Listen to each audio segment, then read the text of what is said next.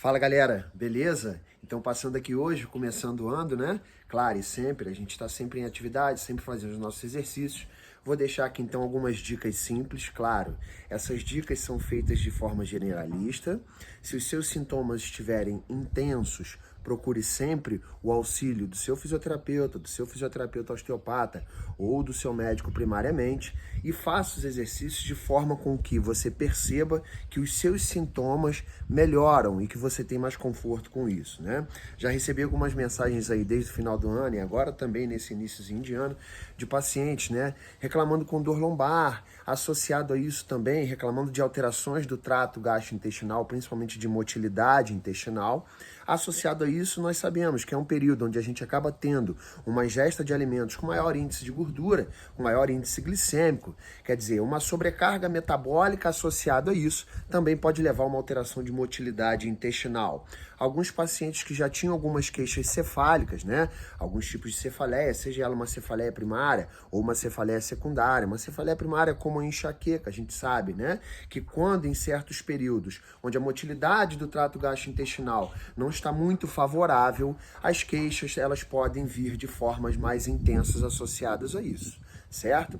Alguns pacientes também nesse período, tiveram um pouquinho de aumento das suas queixas em relação à coluna cervical. Claro, a gente sabe de toda uma interação neurofisiológica que existe, da inervação, principalmente do diafragma, fígado, estômago, com convergências sinápticas em relação ao tecido somático, cervical, trapézios e muito mais. Então, associado a isso, vamos deixar aqui algumas pequenas dicas que podem te ajudar. Primeiramente, em relação à mobilidade da coluna cervical, você precisa ir de uma simples toalhinha de rosto. A colocação dessa toalha ela vai se dar justamente no meio da cervical, tome como base aqui o processo mastoide do osso temporal, um pouquinho abaixo, encaixa essa toalha e naturalmente você direcione essa toalha, né, onde nós vamos ter mais ou menos o direcionamento do sentido facetário das vértebras cervicais, quer dizer, em direção aos olhos, mantendo-se parado nessa posição. O movimento primário a se fazer é o movimento de extensão da coluna cervical. A extensão da coluna cervical vai criar um padrão de rolamento e deslizamento entre essas facetas e vai te ajudar a melhorar primariamente a mobilidade da coluna cervical. Associado a isso, você também pode fazer movimentos de rotação. Faça de forma bilateral, estamos falando de um conceito generalista para ajudar a melhorar a mobilidade do segmento, que pode te ajudar também preditivamente a melhorar um pouco as suas queixas cefálicas e queixas somáticas relacionadas à cervical e à cintura escapular, e associa a isso um exercício que você precisa ter um pouquinho só mais de atenção, porque quando fazemos ele na posição de pé, a ação da gravidade é maior e a execução pode não se tornar tão eficiente, que é o movimento de retração.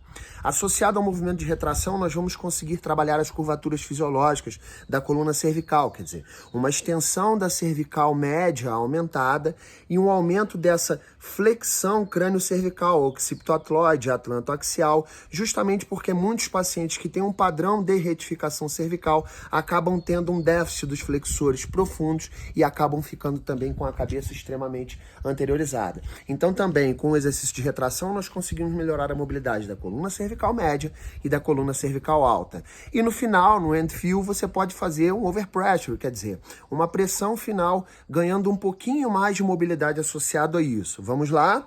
Então, primariamente, entendendo o movimento de retração, vamos fazer em 5 vezes para conseguirmos entender. Com calma, com tranquilidade, e se você nunca o fez, pode fazer também na posição deitado, que você vai ter mais facilidade em relação a isso, tá bom?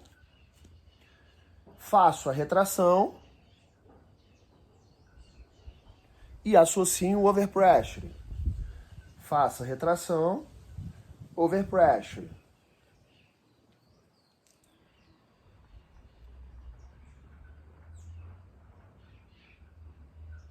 Certo? Mais um exercício que se torna de fundamental importância quando falamos do funcionamento do trato gastrointestinal, de interações multissistêmicas, de conseguirmos trabalhar a drenagem do peritônio, de conseguirmos melhorar as cavidades pressóricas e também o deslizamento neuromeníngeo, podemos associar isso ao movimento de cócoras. Então mantenha-se na posição de cócoras, certo? Por um período ali de 30 segundos a 1 minuto.